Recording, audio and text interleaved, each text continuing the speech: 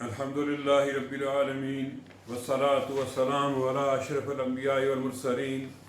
وعلى آله وأصحابه ومن تبعهم بإحسان إلى يوم الدين. أما بعد، قال الله تعالى: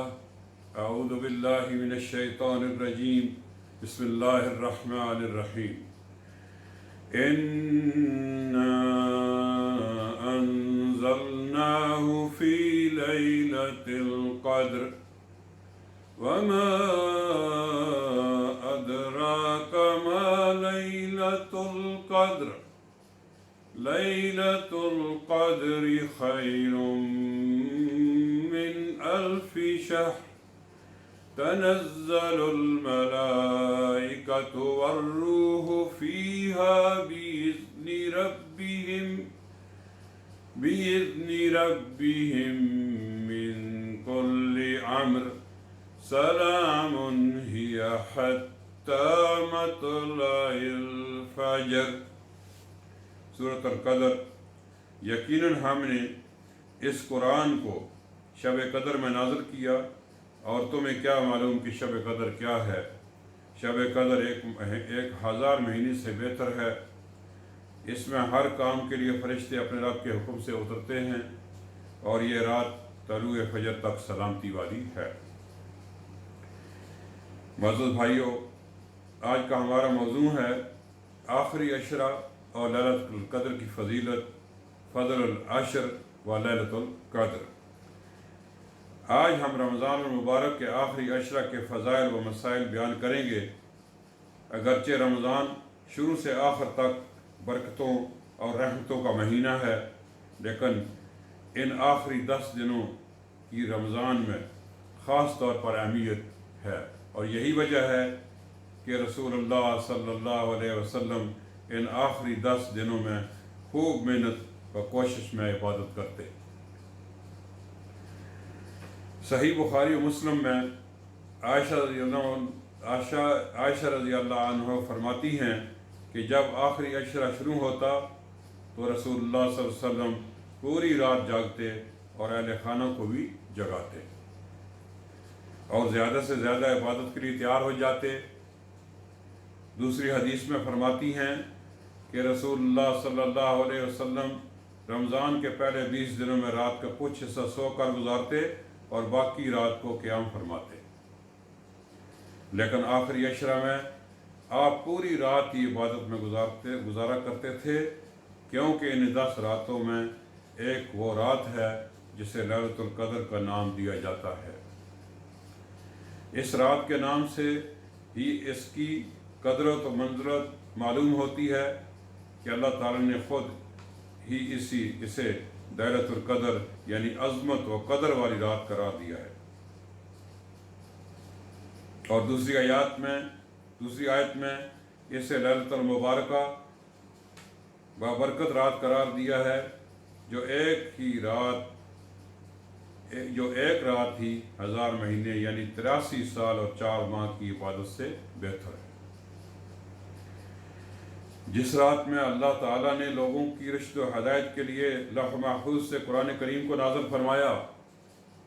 اور اسی رات کی عظمت کے پیش نظر رسول اللہ صلی اللہ علیہ وسلم نے فرمایا: من قام لیلۃ القدر ایمانا واحتسابا غفر له ما تقدم من ذنبه.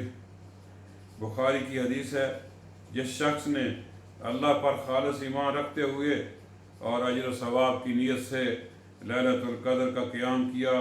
اس کے سابقہ گناہ معاف ہو جاتے ہیں. مزید یہ کہ اس رات کو لیلۃ القدر کا نام دیا گیا ہے کہ یہ تقدیروں والی رات ہے،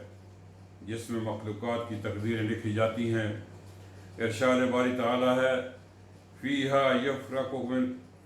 یفرق کل امر حکیم. سورۃ الدخان کی آیت نمبر 4. اسی رات میں ہر اہم کام کا فیصلہ کیا جاتا ہے. مخلوقات کی سال بھر کی تقدیریں لکھی جاتی ہیں. زندگی، موت، روزی کے فیصلے ہوتے ہیں، اور ہر آنے والی خوشی غمی مقدر کی جاتی ہے. اگر ہم اپنا مستقبل سنوارنے کی تمنا رکھتے ہیں اور آنے والے سال میں خوشیاں سعادتیں پانا چاہتے ہیں اور دنیا کے مصائب و آلام اور روزی، تو آج وقت ہے کہ ان راتوں میں اللہ سے دعائیں التجائیں کر کے اپنے لیے سعادتوں کو پروانہ لکھوا لیں، کیونکہ اللہ رب العزت کی لکھی ہوئی تقدیر کوئی بدل نہیں سکتا۔ کائنات میں اگر کوئی چیز سے بدل سکتی ہے تو صرف اللہ سے خالص ہو کر کی جانے والی دعا ہے۔ انہی فضیلتوں اور اہمیتوں کے پیش نظر رسول اللہ صلی اللہ علیہ وسلم نے لیلۃ القدر کو تلاش کرنے کا حکم دیتے ہوئے فرمایا، تحروا لیلۃ القدر فی الوتر من العشر الاواخر من رمضان، اس رات کو آخری عشرہ کی طاق راتوں میں تلاش کرو، بخاری کی حدیث ہے، جس سے معلوم ہوا کہ لیلۃ القدر آخری عشرہ کی طاق راتوں میں سے کوئی بھی رات ہو سکتی ہے۔ یہ سمجھنا کہ صرف 27ویں رات ہی لیلۃ القدر ہے صحیح نہیں ہے، بلکہ اسے ان تمام راتوں کو تلاش کرنا چاہیے، ان میں سے تمام راتوں کو تلاش کرنا چاہیے، اور اس رات کا علم پوشیدہ رکھنے میں بھی اللہ تعالیٰ کی حکمت ہے، تاکہ اللہ کے بندے اس کی تلاش میں تمام راتیں عبادت کر کے اللہ کا زیادہ سے زیادہ قرب حاصل کر سکیں، اور یہ کہ بندوں کا امتحان بھی ہو کہ کون ہے جو اللہ کی رضا کی خاطر مسلسل اس کی عبادت کرتا ہے، اور کون ہے جو رسم پوری کرتے ہوئے صرف ایک رات جاگنے پر اتفاق کر لیتا ہے۔ محترم بھائیوں، بزرگوں، بہنوں، لیلۃ القدر پانے کے لیے ضروری نہیں کہ ہمیں معلوم ہو کہ وہ کون سی رات ہے، بلکہ اصل مقصد اللہ رب العزت کی عبادت اور عاجزی اور انکساری کرتے ہوئے دعا کرنا ہے۔ جو شخص یہ کام کر لیتا ہے، اسے اگرچہ لیلۃ القدر نہ بھی معلوم ہو، لیکن اس نے اس رات کو پا لیا، اور اس رات میں زیادہ سے زیادہ یہ دعا کرنی چاہیے جو نبی کریم صلی اللہ علیہ وسلم نے عائشہ رضی اللہ عنہ کو سکھلائی، اللہم انک عفو تحب العفو فاعف عنا، اللہم انک عفو تحب العفو فاعف عنی، اے اللہ تو بہت معاف کرنے والا ہے، معافی کو پسند کرتا ہے، مجھے معاف فرما دے، ترمذی کی حدیث۔ اور پھر یہ بھی معلوم ہونا چاہیے کہ لیلۃ القدر اگر 1000 مہینے سے بہتر ہے تو اس کے لیے کس کے لیے ہے؟ لیلۃ القدر کی یہ عظمت و فضیلت صرف اس کے لیے ہے جو اس کو جاگ کر سنت رسول صلی اللہ علیہ وسلم کے مطابق اللہ کی خالص ہو کر عبادت کرتا ہے،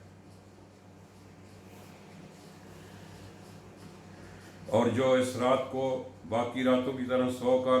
یا دنیا کی مصروفیات میں گزار دے تو اس کا اس رات کی فضیلتوں سے کوئی تعلق نہیں۔ اس کے برعکس اگر کوئی اس رات کو گناہوں، برائیوں اور بدکاری، بے حیائی میں گزارے تو اس سے بڑا کوئی بدبخت بھی نہیں۔ اس رات میں جہاں سنت کے مطابق عبادت کرنے کا اجر عظیم ہے، وہاں اس میں برائی کرنے کا گناہ بھی دوسرے اوقات سے زیادہ سنگین ہے۔ معزز بھائیوں، رمضان المبارک کے ان آخری 10 دنوں کی اہمیت کا اندازہ اس بات سے بھی ہوتا ہے کہ نبی کریم صلی اللہ علیہ وسلم ان 10 دنوں میں اعتکاف فرمایا کرتے تھے، جیسا کہ صحیح بخاری و مسلم میں عائشہ رضی اللہ عنہ سے روایت ہے کہ رسول اللہ صلی اللہ علیہ وسلم فوت ہونے تک رمضان کے آخری 10 دنوں اعتکاف کیا کرتے تھے۔ پھر آپ کے بعد آپ کی ازواج مطہرات نے اس سنت کو جاری رکھا۔ اس اعتکاف کا مقصد ہی دنیا کے مشاغل و مصروفیات سے کنارہ کش ہو کر مکمل فراغت سے اللہ کی عبادت کرنا ہے۔ برادران کرام، اللہ تعالیٰ رمضان کی ہر رات اپنے بندوں کو جہنم سے آزاد کرتا ہے، تو اسے موقع غنیمت جانتے ہوئے جہنم سے آزادی اور رحمت الہی پانے کی کوشش کی جائے۔ صرف گنتی کے چند راتوں صرف گنتی کی چند راتیں ہیں جو کہ شاید دوبارہ زندگی میں حاصل نہ ہو پائیں، اور اگر رمضان کے گزرے ہوئے دنوں میں جو کچھ حاصل نہیں کر پائے تو کم از کم ان دنوں میں اللہ تعالیٰ سے توبہ کر لیں، اپنے کیے ہوئے گناہوں پر ندامت کرتے ہوئے آئندہ کے لیے اپنی اصلاح کی سوچ و فکر کر لیں، کیونکہ اگر اس اندازے سے اللہ کی رحمتوں اور بخششوں کے دروازے کھلے ہوں اور فضائل و برکات کا موسم بہار ہو، اور پھر بھی جو شخص اللہ کی رحمتوں سے محروم رہ جائے اور توبہ استغفار کر کے اللہ کو راضی نہ کر سکے، تو اس سے بڑا کوئی بدبخت نہ ہوگا۔ اللہ تعالی ہم سبھی کو سچے دل سے توبہ تائب ہونے کی توفیق عطا فرمائے اور اپنی باقی زندگی قرآن و سنت کے طریقے پر گزارنے کی توفیق عطا فرمائے۔ وصلی اللہ وسلم علی نبینا محمد وعلی آلہ وصحبہ وسلم۔